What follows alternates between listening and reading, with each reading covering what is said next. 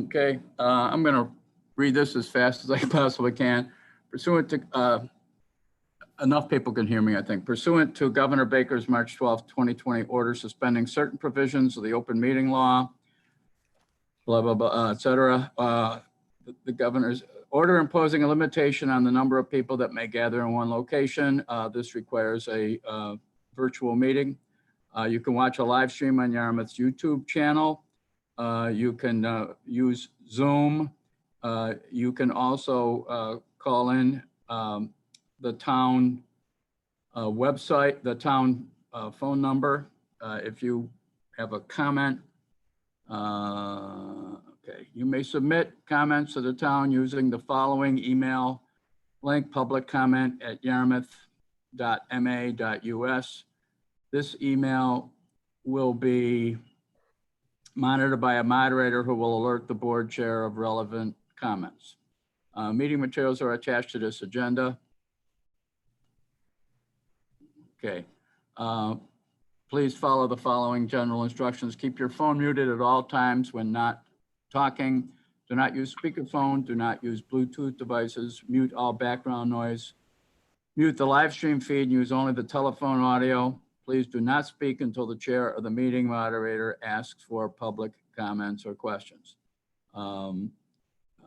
So in order to begin the meeting, we need a roll call to open the meeting. I'm going to start with Brian. Yes. Okay. Sarah? Here. Robert? Here. George? Here. Nate? Here. And me. Okay, the meeting is opened.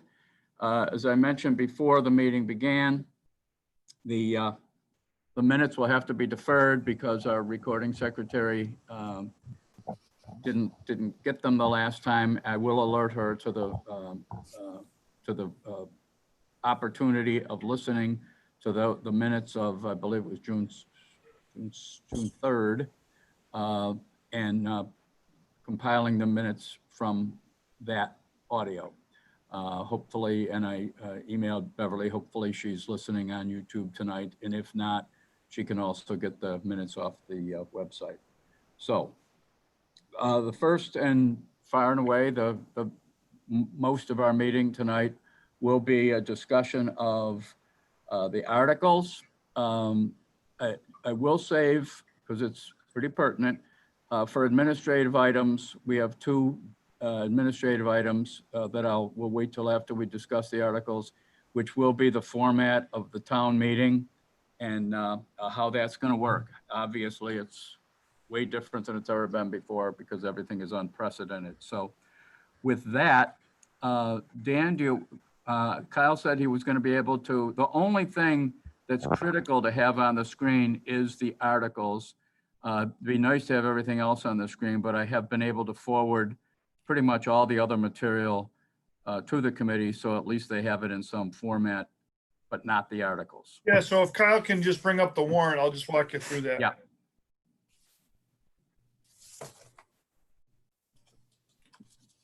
There we go. Thanks, Kyle. Okay, Kyle, take us to article number 1.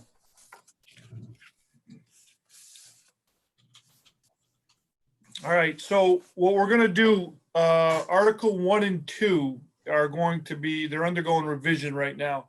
So that'll be a handout the day of town meeting. We weren't able to get that into the warrant when it went in for publication. So right now, for Article 1, there will only be 2 items I'm proposing. One I would ask for your support tonight on, and the second one is the DPW septage transfer. The dollar value for the DPW septage transfer will be $100,000 from retained earnings to be put into the operating fund. So normally what happens, if you remember in past years, we typically, when we go into Springtown meeting, we'll have a deficit in C&D. We have a deficit in snow and ice, and sometimes you'll have a deficit in the enterprise funds like golf or in septage. So if this had been April, there would have been a dollar value request at the time for septage. What we've been able to do, because it's 2 months beyond that, we've been able to manage some transfers and whatnot. And we tapped the reserve fund for septage last week for some additional funding. All it's going to take to get us through to the end of the fiscal year is an extra 100,000 from the septage division's retained earnings. Earlier today, I sent to Ken to send to all of you the last few years' financial history of the septage operation. Though the numbers aren't final yet, but it looks like there'll be $500,000 of surplus revenue in the septage account. Last year was a record year in the septage department. We're a bit off from the level of revenue from last year, but we're still in a very healthy reserve situation. So you'd ask, what happened here? One of the most significant challenges in the budgeting year this year with septage was that we had identified, our hauler had taken a sample. He was trying to find a cheaper alternative to get rid of our septage, and they, unbeknownst to us, took a sample of the material, and it tested positive for the PFAS chemical, the perchlorofluorides, that Barnstable's grappling with right now. At the time, it's one of those things that was only going to be sampled for the things that we need to sample for land disposal. That wasn't one of the things, but once you find it, then you have to go back to your landfill and say, well, you take it now. And unfortunately, the processing facility we were taking it to at the time would not accept that material anymore because of the PFAS. So we had to go on a short-term solution, find a different way to dispose of the sludge. And we found an incinerator out of Rhode Island. I believe it was in Cranston, Rhode Island. So we were incinerating the waste, which was more expensive than the land disposal. Well, subsequent to that, we have a new hauling contract, and we're now back to land disposal at a new land facility out in New York State. But that's essentially what drove a significant shortfall in the operating cash at the septage reserve fund.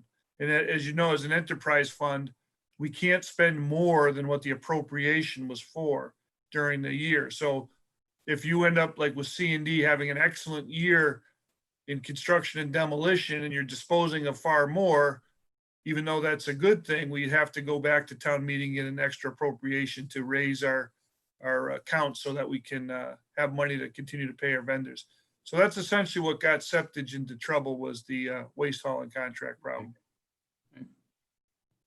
The other item that'll appear, it's once I get the article finished, it should probably be done and emailed to you by Friday, is on the capital budget approval list was a new ambulance. And in the revision of the budget, there was a thought that perhaps we could make it to fall town meeting with the old ambulance. It's right now the ambulance that's operating is a 2009.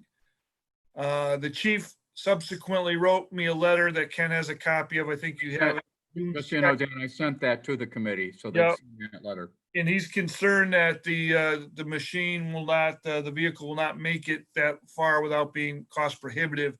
And we have an ambulance under construction already, because the thought was, because capital budget approved it when it was going to come out of ambulance reserve fund, that this would have been addressed in April. Well, we didn't have town meeting in April. So in order to not get stuck with not enough ambulances, I felt it was important to resurrect that request. And we would ask that the finance committee support approximately $300,000 towards the appropriation from the ambulance reserve fund to the fire department to purchase the ambulance this summer. Okay. I think the contract value is just around $280,000. Yeah, and the fund was $2.3 million.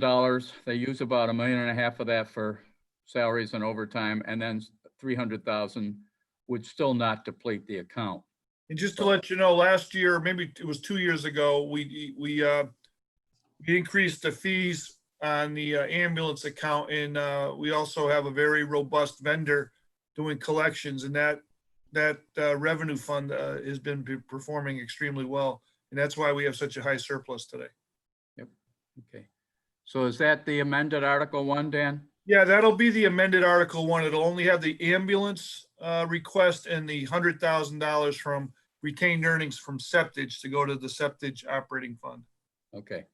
At the will of the committee, I guess I'd like to recommend that we, right after discussion, if there are questions, ask questions. If not, that we vote on these articles as they come up.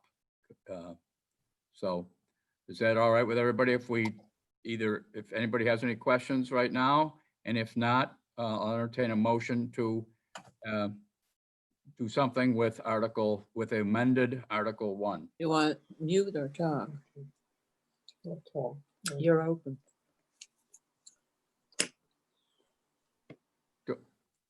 Ken, are you saying you want us to make a motion, or you'd like to see us make a motion? Well, without we any? need to vote on each article. Yeah, but without any dollar amount?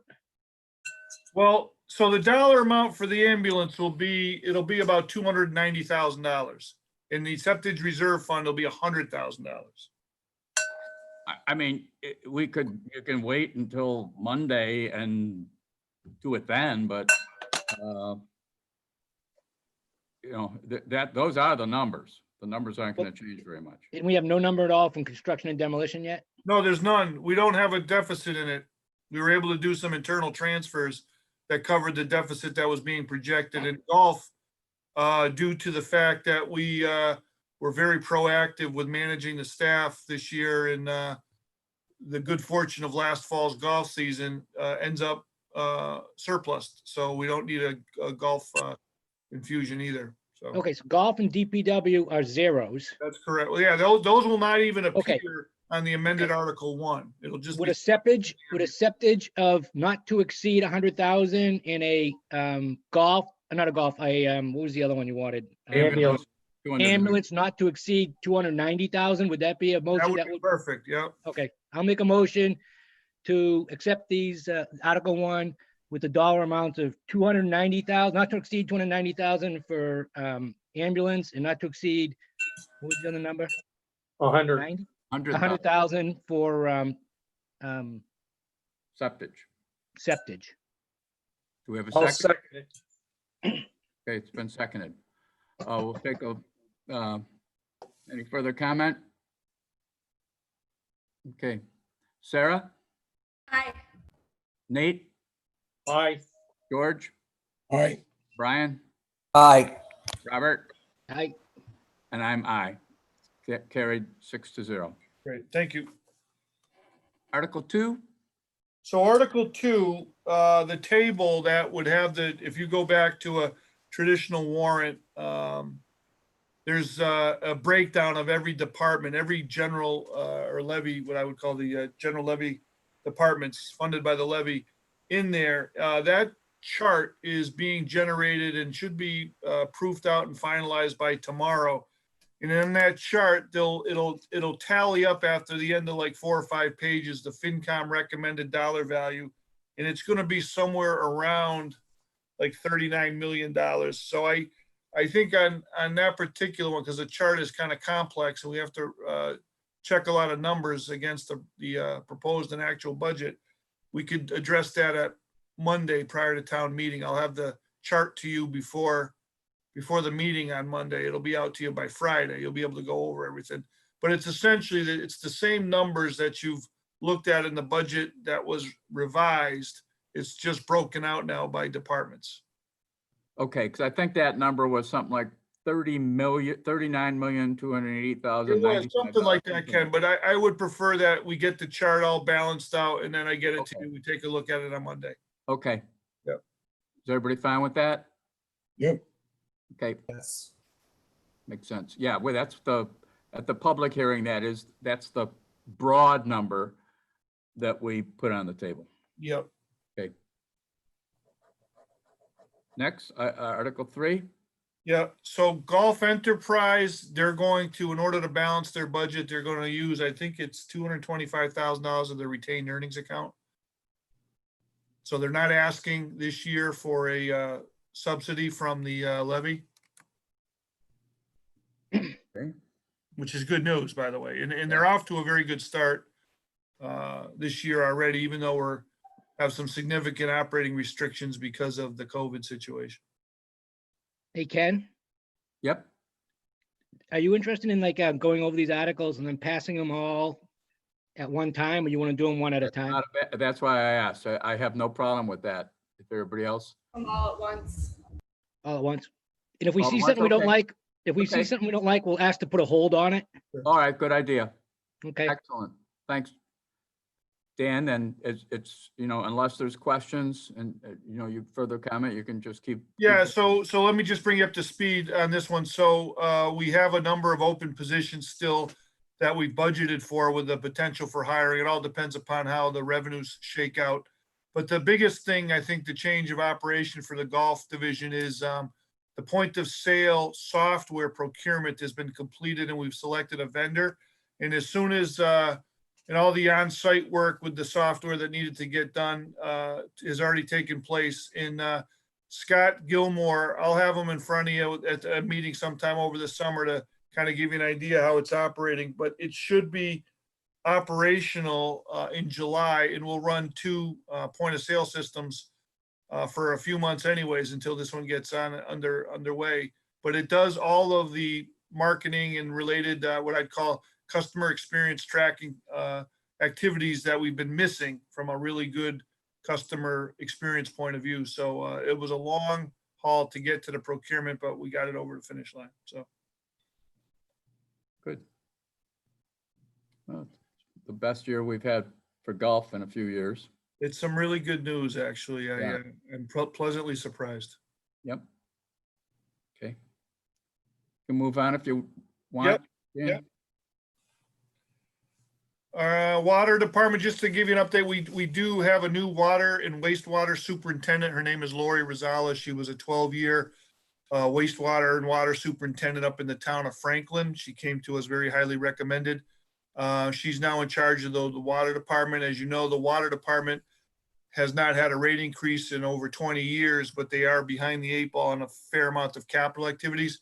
They're preparing a presentation to the Board of Selectmen for probably late July. It's their quarterly update to the board as it relates to water department activities.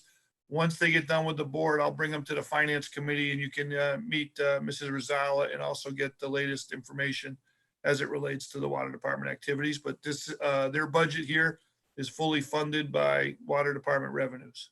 Okay. Thanks. Go to Article 5.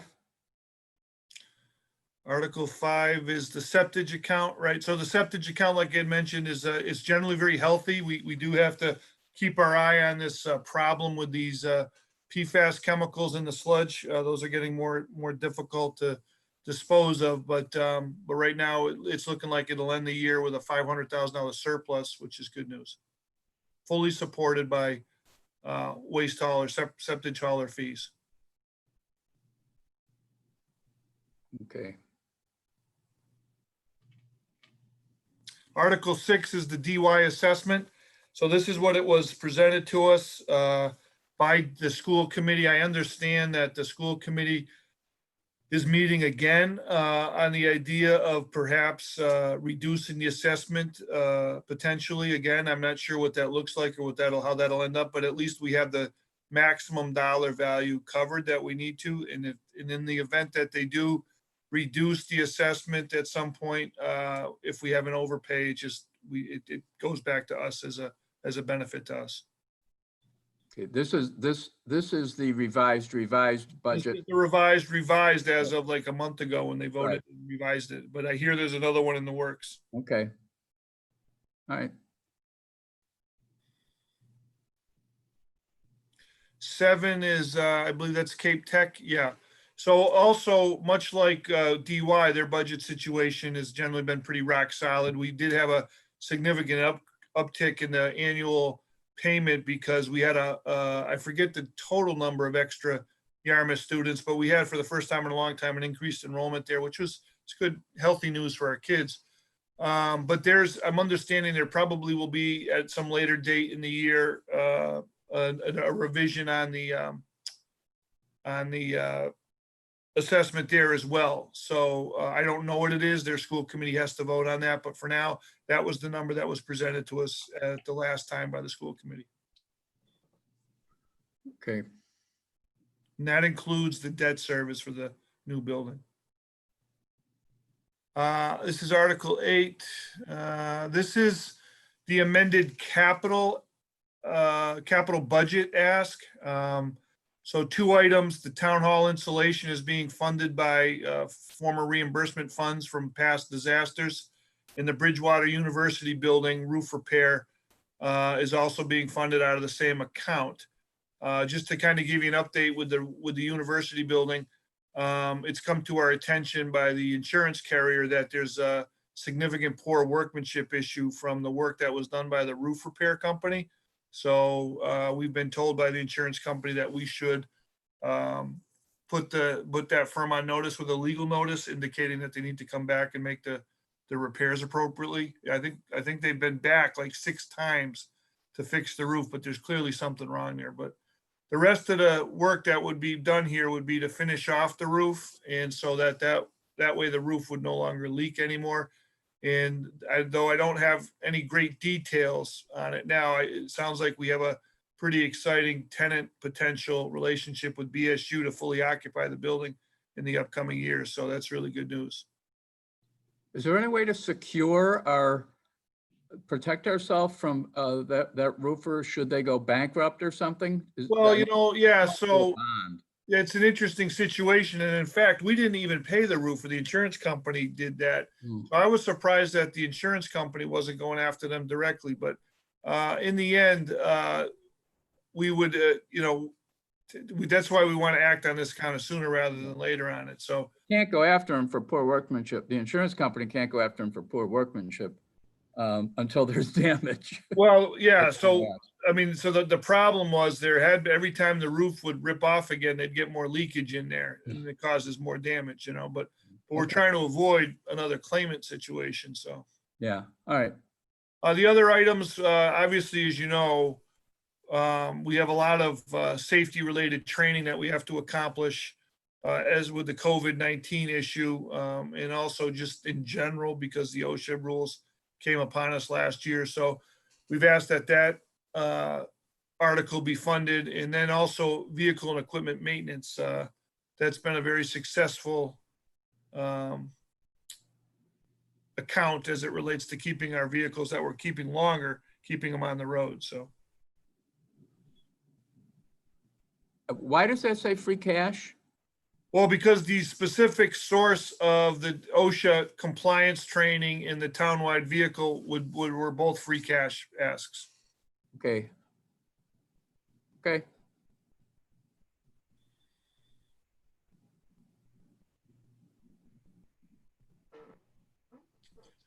So this number here we'll present to you on Monday. It's significantly revised downward from what it was originally proposed at by the sum of like $75,000, but I'll have the exact number for you on Monday, article number 9. number 9. Yeah, just to let everybody know, I mean, there's been some commentary associated with concession bargaining with the unions and whatnot. So we have, most of the unions are under agreement when we're in a contract cycle. So we're, based on agreements, we were obligated to pay. There are, like, for now, we're up in new negotiations starting for July 1 with the 2 police unions. We did come to terms for a 1-year contract with the supervisors union and the SEIU group. But I would anticipate that trying to get concessions out of the unions is difficult and certainly not anything that we could pull off in a short amount of time, as mentioned in the Board of Selectmen's meeting last night or in meetings before. However, that being said, if the board directs the administration to seek concessions for not 2021, but for 2022, then we have enough time to engage the unions as it relates to what a concession situation could look like. It's a little bit early on that, but to try to get reductions from the collective bargaining units is very difficult. They generally tend to tell you to lay their people off before they end up doing a reduction across the board for a lot of different reasons. Okay, Number 10 is the Tourism Revenue Preservation Fund. So the Community Economic Development Committee, Kyle is the staff liaison for that. So this is the fund that gets generated from the extra meals and hotel room tax that was passed some years ago. And with that money, they distribute that to various organizations that promote tourism activities and economic development in town. Okay, And it's formula driven, statutory, by the way. So it's based on a formula that was sent to the legislature to approve. So we can't easily change that. We'd have to go back to the legislature to do something different. The next one, Article 11, that is a placeholder for a borrowing authorization up to $5.25 million. The idea there is a couple things. One would be that understand that Mass DOT is designing various improvements in the different Route 28 towns on the Cape. And part of that activity would include a partnership where Mass DOT would open up the road, do the work that they need to do subsurface wise. And they have agreed that if we are ready to go with piping and we buy the piping, they will install it. And we would defer a lot of the cost of that because their contractors would take care of the repaving that we would normally have to pay. So there is a concern because if you don't get the pipes in the ground, when DOT does a rebuild like that, there's a 5-year moratorium on cracking the road again. So those projects are 2 and 3 and 4 years away. So we wanted to have some funds because we have to engineer and procure the equipment and the materials in advance of the DOT project. That coupled with, we need to finish off to get to 100% design, the Yarmouth collection system. So money appropriated here, it doesn't necessarily mean that we would ask like for a debt exclusion on that. That's not what we're asking for. We, as you know, because we had a very, what I'd call a potpourri of menu items to pay for wastewater. As long as we have identified a revenue stream outside of taxation, from the property tax, we can use a variety of different revenue streams to pay off any borrowing that might be needed. We just need town meeting to authorize the borrowing. okay, So 12 is a rescinding of the article that was passed in 2016 to fund the school feasibility study at Mattakey's. That study was eventually paid for by free cash. There was never any bonding done associated with that. So what we're doing is asking for it to be rescinded, and that way it'll be cleaned off the books and not show as a potential debt to the town. okay. Did Dennis pass their share yet? No, their town meeting is the next night after us. So. All right. Yeah. 13 is a CPA, right? Estimated revenue. So the CPC committee wanted to get their articles done in Springtown meeting to assist the organizations that had put in applications. And this is their formula that they have developed to fund the various different areas: community housing, historic preservation, open space, and operating expenses. This is the appropriation article. Okay. Yeah. So that's the only CPA item? No, there's a bunch of them. There's Okay, maybe that's- 5 or 6. Okay, So 14 is also from CPA, and it's funding the Affordable Housing Trust. So we operate the trust with money from the CPC. yep, And then 15, Article 15 is a specific housing project. And this is something that we do on a regular basis, is provide funds to non-for-profit organizations that assist those folks in need of a home. And in this particular case, this was an emergency loan program targeted to low-income residents for both financial and technical assistance, administered through the Harwich Ecumenical Council for Housing.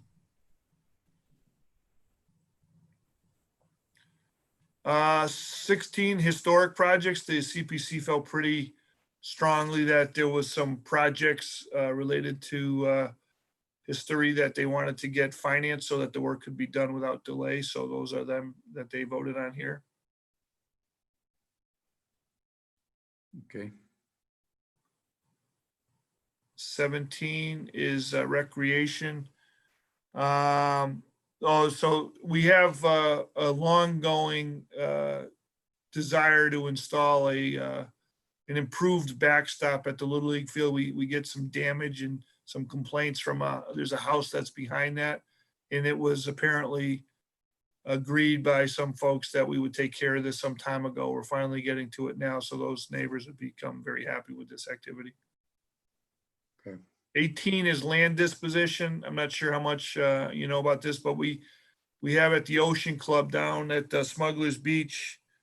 They built a bulkhead for their outside area and encroaches on town land. Altogether, it's about 380 square feet of encroachment. Now, this, nearest we can tell, goes back to when they constructed this thing in the 1950s. So it's in tough shape. They wanted to make some improvements to the bulkhead, and it came to their attention that they actually constructed the thing on town property. So we discussed with the Board of Selectmen what I'd call an annually renewed revocable license that would allow them to do the repair work they need to do, and also continue to allow them to exist on town property through this licensing arrangement. The board wasn't overly enthused about that. So the only other option we have to allow them to exist there without ordering them to take it off the property is to enter into an article that would allow town meeting to authorize the Board of Selectmen to sell, transfer, or otherwise convey an interest or an easement of approximately 500 square feet. So the way in which we would dispose of this is you would have to put out a request for proposal out for people that might be interested in up to 500 square feet in this particular coordinate on the beach. And so the theory is that whenever you do this thing, you're going to get at least one respondent who's the person that has the problem, and hopefully nobody outbids them for that, because you go after the highest and best value on that. So we have to value. It's not worth a lot of money, but you still got to go through this process to dispose of land. So that's the thought, that if this passes town meeting, we'll engage the Ocean Club owners with what the negotiation would look like as far as that goes. The dollar value that we'd get is minimal compared to what it means to them.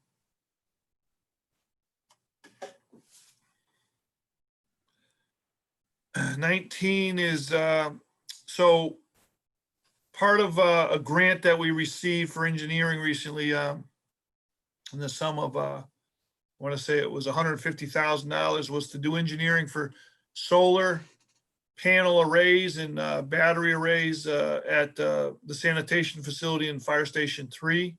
And because the DPW was under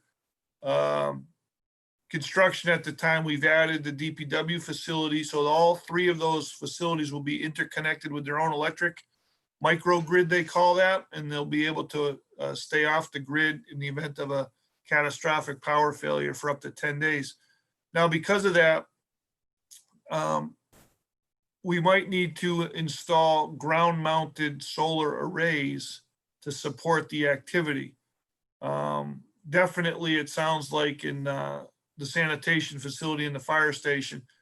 Not so sure. I think the DPW rooftop is big enough to support it, but we added the facility anyway. So we need town meeting approval in order to enter into a lease arrangement for these ground displays.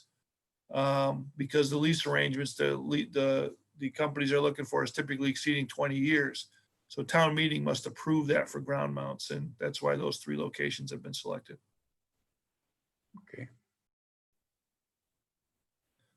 So it's 2020 is related to municipal modernization. So we need to go through every 5 years, a revaluation process. We retain the use of a consultant for that activity.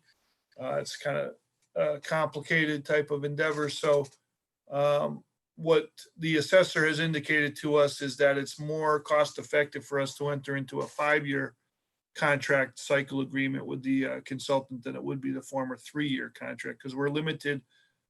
We can't do an agreement longer than 3 years without town meeting approval.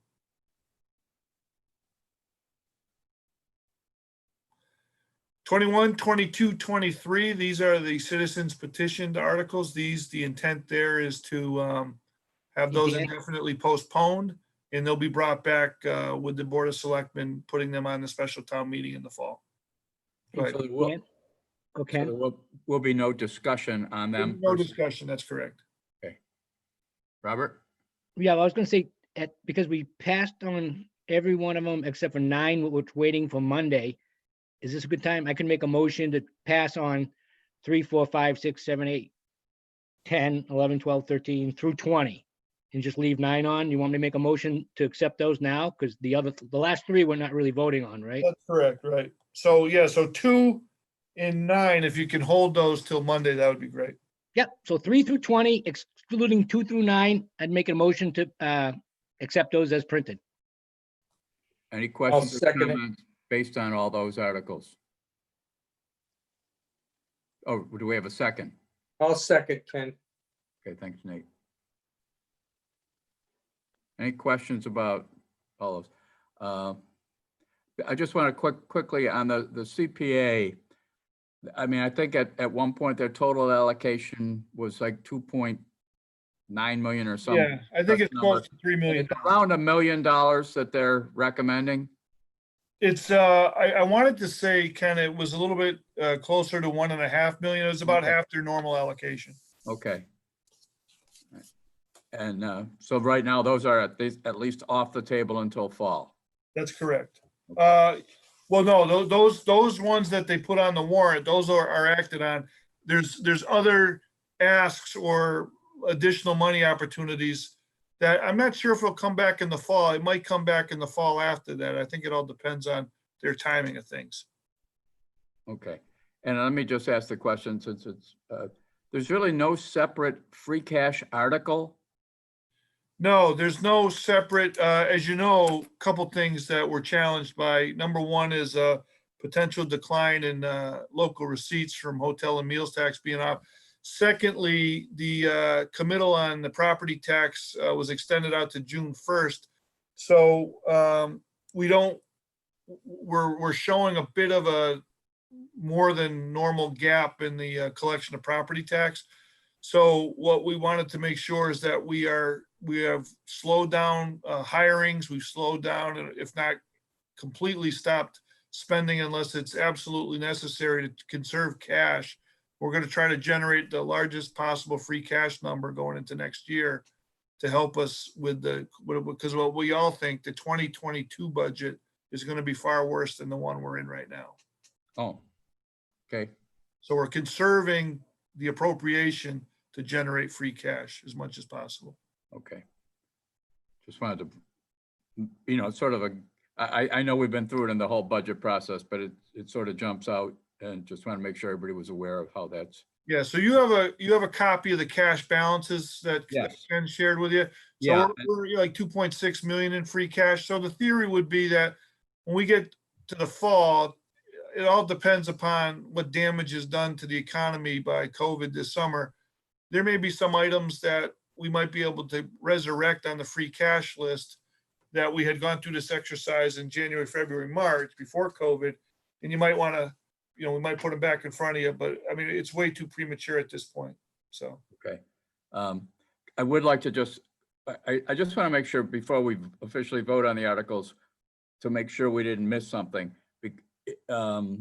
Because you sent out a lot of information in the last few days. One was that. So there's no action needed on that free cash item you sent out.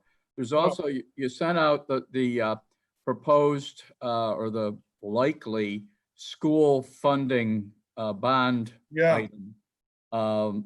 And again, there's no action needed at this point. Is that no action. okay? All right. Well, there is an action. It's called, if you live in town, go to the polls on June. Right. So, Yeah. So but just to let you know, because I was asked this question by the newspaper yesterday, we've got some time. If it doesn't do well at the ballot, say if it fails again, we wouldn't be in a real jam, I don't think, until maybe late next year. We could get through one more year. we could get through all of 21, but we got to get a ballot passed by 22 or it's coming out of our hide. So, Yeah, but hopefully on June 30th, that passes. yeah. There's a cutoff date, Dan, that the school building committee was talking about that says, when we go to give out the actual contract, Yeah, we go from now until all the soft costs add up to about $7 or $8 million.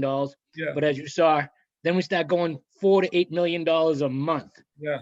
It's a So pretty, that's when we're in really trouble. Yeah, it's when we actually contract, yep. because you go from $8 million for a year and a half to $8 million a month.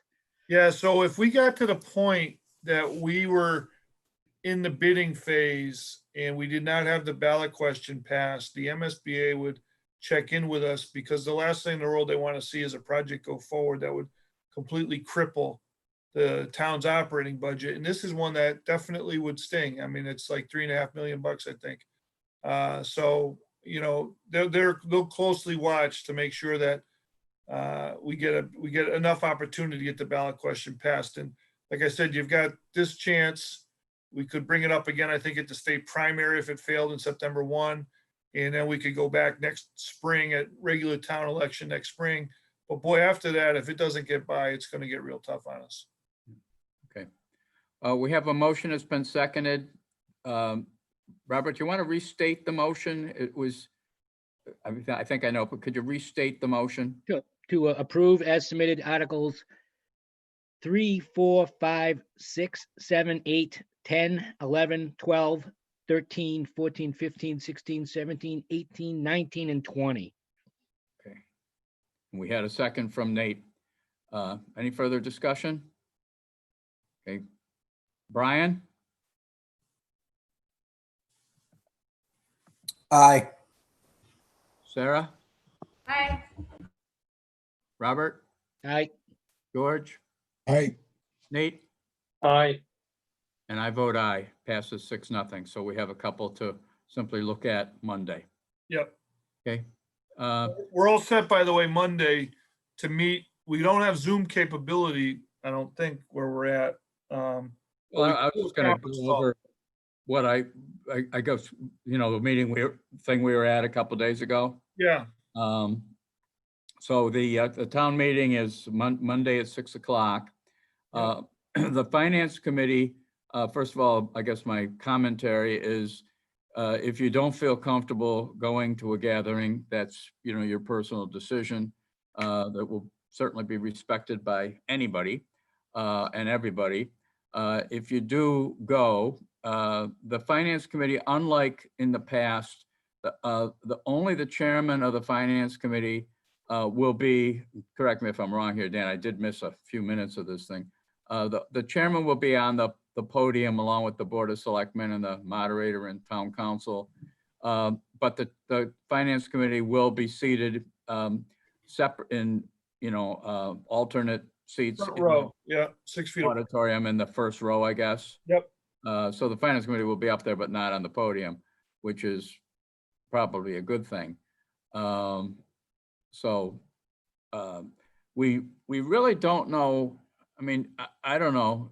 There's no way to really poll how many people might show up, is there, Dan? I mean, We don't really know. I mean, normally since I've been here, we've been around 350 to 400. yeah, There's not anything that's really driving anybody to be out, you know, it's just pretty mundane, regular run-of-the-mill municipal budget stuff.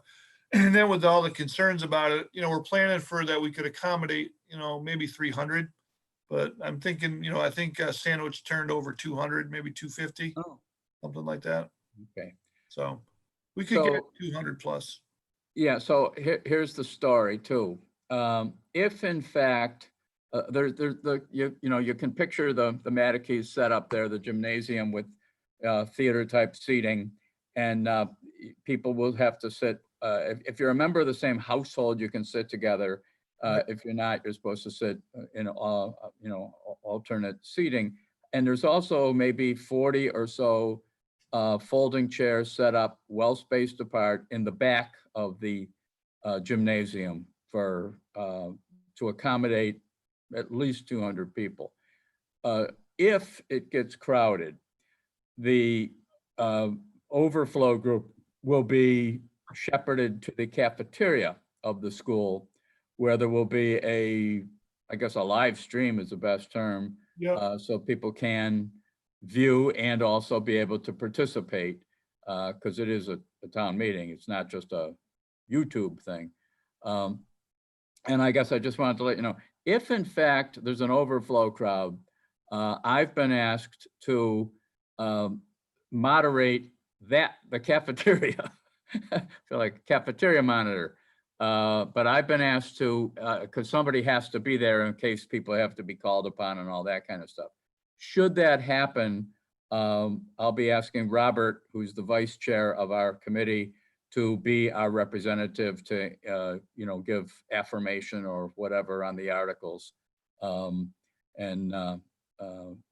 So that's the story for the town meeting at a very brief level. Questions?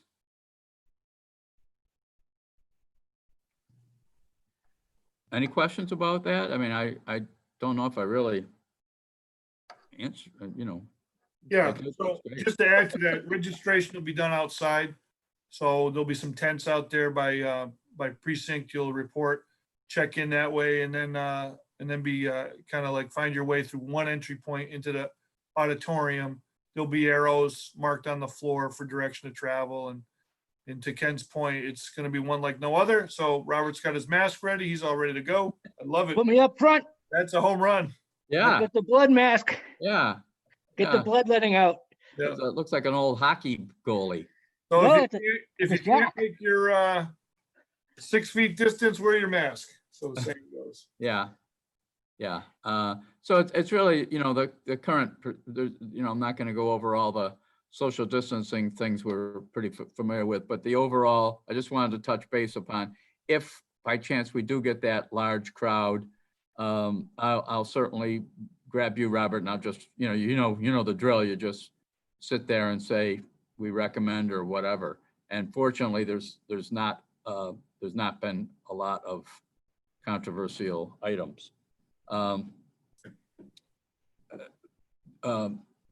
So that's one administrative item. Before I get into anything else, Dan, was there any transfers or anything else you wanted to bring up? No, just that you have the transfer folder, Ken. So this is the end of the year, kind of like shuffle with accounts to balance everything. Yeah. So you might have like 6 or 7 of them. Well, I think they're all taken care of. Yeah.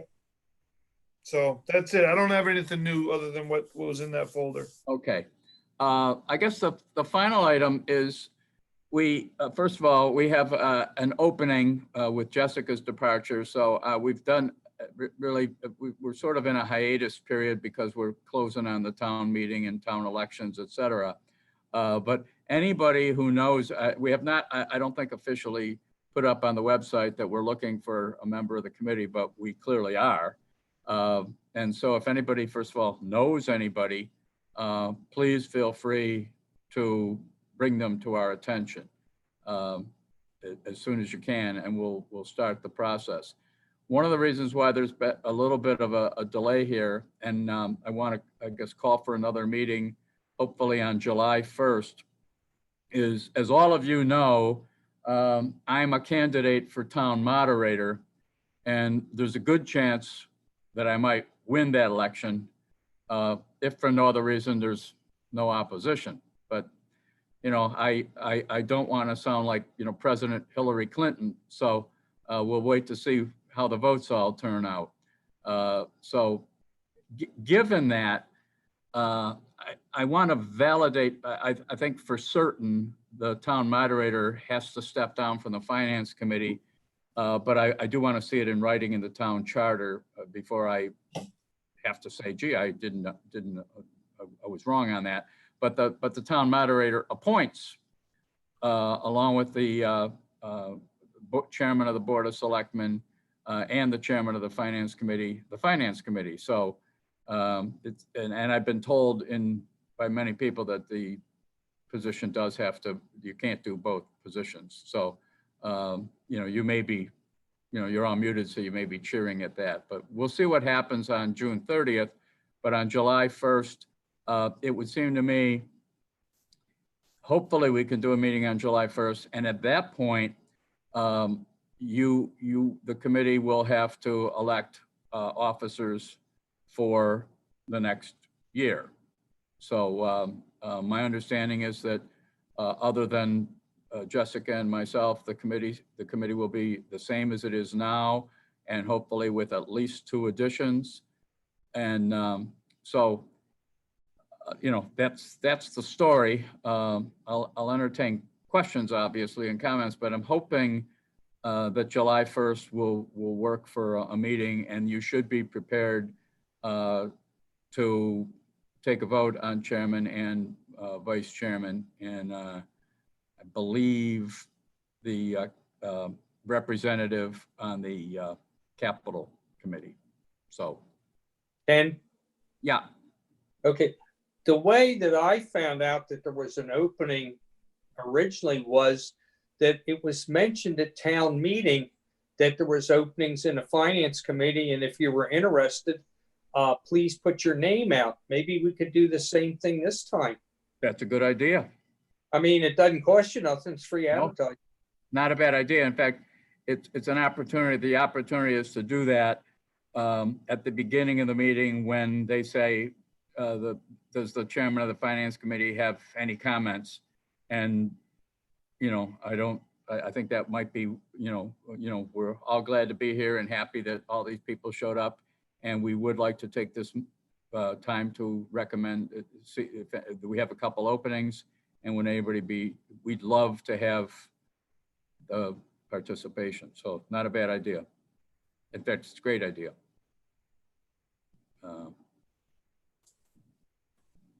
Anybody else? So hopefully everybody can make July 1st meeting. It's pretty important because you have to select a chairman and a vice chairman. So we'll get that posted as soon as possible. Quite honestly, it may be a very, very short meeting, but there could be some outcome from the town meeting and the election. So did I miss? I don't know if I missed anything.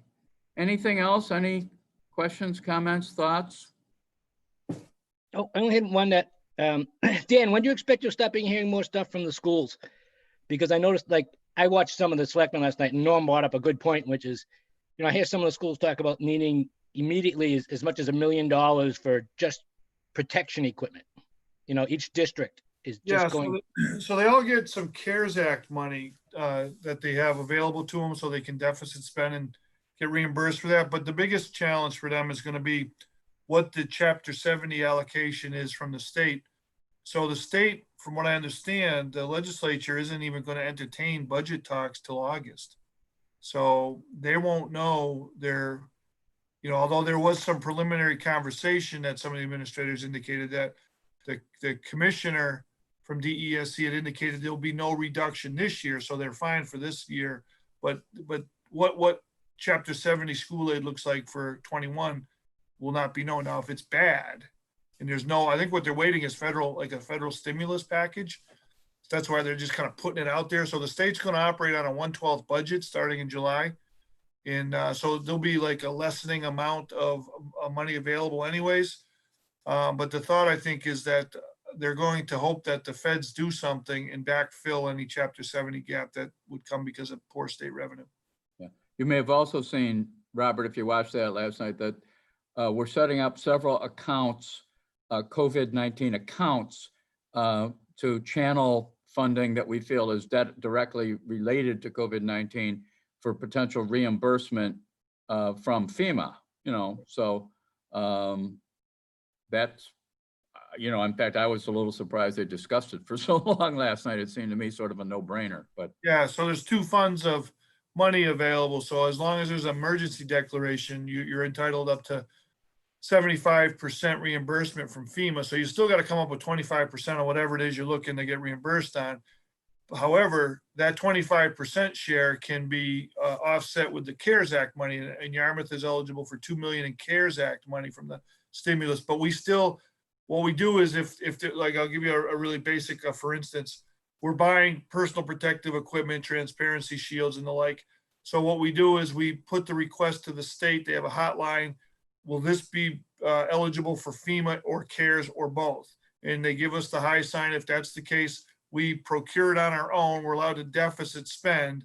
And if it's something that FEMA will pick up, they'll pay 75% of that. And then we can use the CARES Act to pay the 25%. So in the end, when it's all washed out, as long as we got pre-approval before we bought it, we'll be made fully whole again, up to $2 million. So. Yeah. I So, mean, just to kind of give you an idea, I think we're spending somewhere in the neighborhood of $12,000 a month extra disinfecting buildings that Hmm. the staff is in. And so that'll go up a little bit when we open to the public. But disinfection, we have a chance to rebid the cleaning contract in September. In disinfection will be part of the base bid going forward. So like for now on, you're just going to do this for disinfection, and that'll be part of what we're asking for. Yeah. So I would expect in September, when it goes out to competitive bid, it'll go down than what that burn rate is right now. okay. Yeah, as everybody can tell, FY21 from the standpoint of the finance committee and the whole budgeting process, I can't imagine there ever having been a more fluid challenge during a budget season where there's no down moments. There's no, you put the budget away in the file cabinet and you start on the next year. You know, this is going to be a moving target like we've never seen before. So, and that's why I do think, I really hope that we can get some new candidates in addition to this great team that can recognize the dynamics and the importance in 21 and 22, and hopefully not much longer than that. So, Ken and Dan, Yeah. agree about the school. The school, I'm assuming, is going to open and have students in September. Well, so that's up for some conversational debate. My understanding is that there's going to be some sort of hybrid where if there's parents that want to continue virtual learning, that'll be an option. And then there'll be some other like on-off schedule, splitting the school in half so that they can accommodate reduction in classroom and bus transportation sizes. But the final details are far from being finished. Okay, is it possible for them to come back to us and readjust the budget based on? Yeah, my understanding is the assessment that they have given us cannot go up. They can Okay. only go down from there. They've Okay. passed the All right. statutory guideline to go up, timeline. Thank you. okay.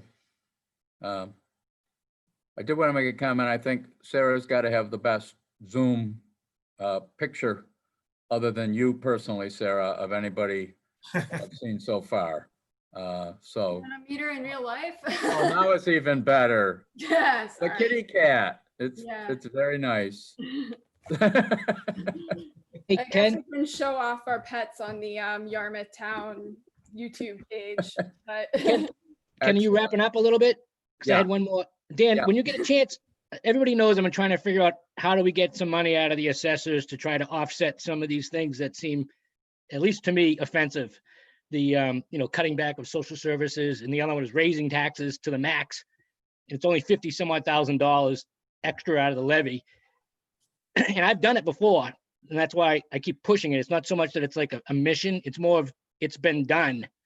So I'm still trying to figure out why can't we get some money out of the assessors to offset a couple of these things that pretty much every one of us on the FinCom, I think, agree we'd like to see go back into the budget.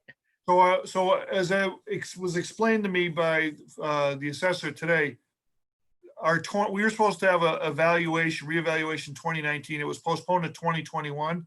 So that's upcoming. So what they thought was we'd be in better position to free up some money from the overlay in the fall town meeting of 2020 than we would be right now. I'm good with that. It doesn't make sense, but I'm good with it because it gives us a chance to go back at it at least a determined time period in the No, I fall. understand. And part of like the finance department's concern is that the overlay, because it's about $1.5 million, my understanding is in surplus. when they calculate the fund balance, whatever positive cash flow we have, that dollar value adds to the positive cash flow balance that we have. If we were to deplete it by 1.5 million, it would throw off the balance by 1.5 million. It wouldn't be on our balance sheet as a net positive event. But, so I would say what we ought to do for next year's, just to kind of give you a planning guideline, perhaps in August, we start talking to you about how to construct the following year's budget, because the budget guidance from the select board gets generated in September. From that guidance, I generate the instruction to the departments early October. And then the budget gets delivered in near mid-December. So if there's something that you would like to recommend so that we can incorporate it into a conversation with the board, August would be a good time to do that. I could run the numbers, see what we got. We'd have to go to the Board of Assessors, get it freed up, and maybe it's $500,000, maybe it's $750,000 or something like that. And that could be used to build the 22 I budget. take $100,000 because 100,000 would put social services back at their 70 grand. We cut them, which are I real don't people. disagree. I'd feel a lot better taking, to go down that road once we close the book and we see how much free cash we've got available.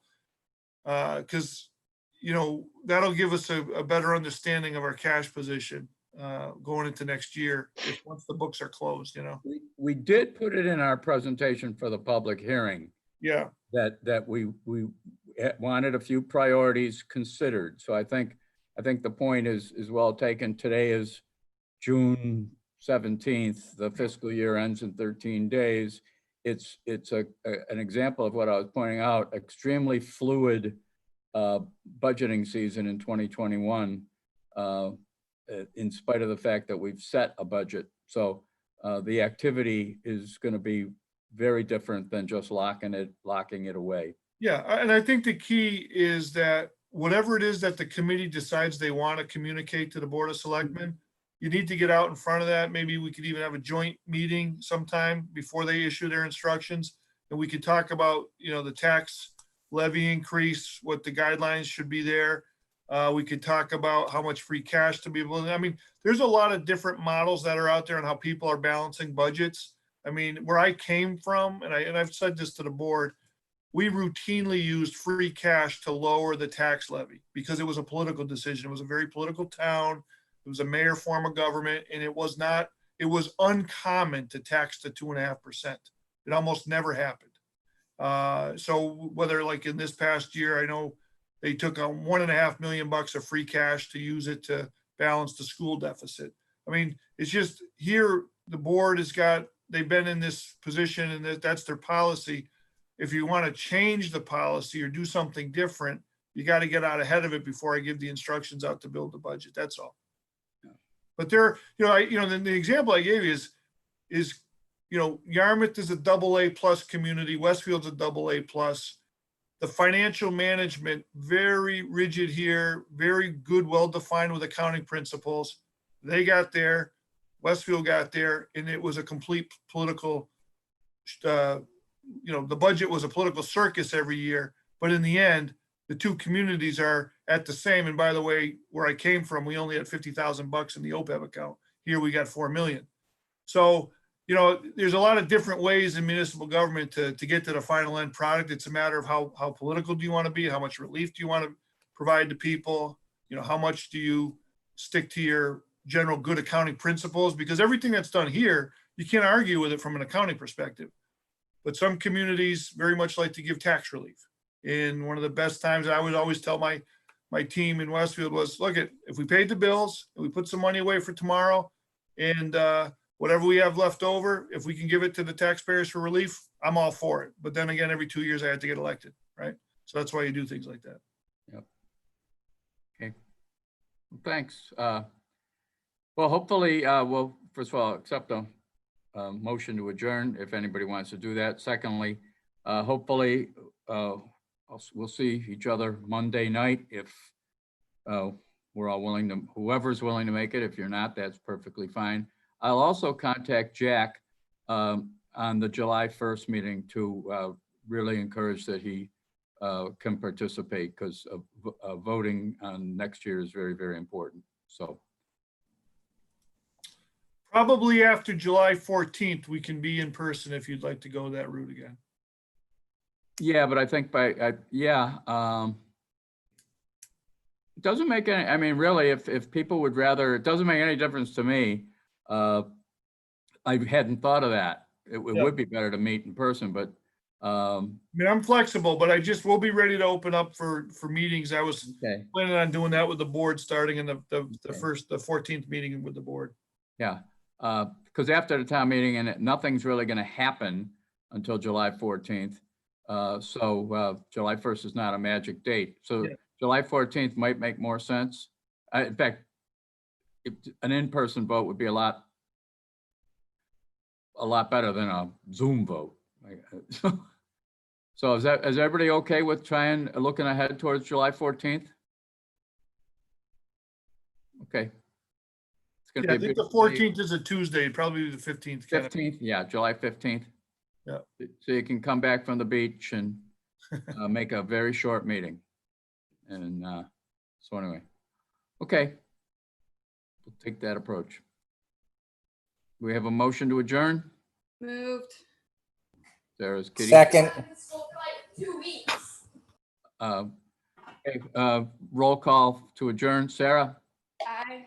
Nate, Aye. Brian, Aye. Robert, Aye.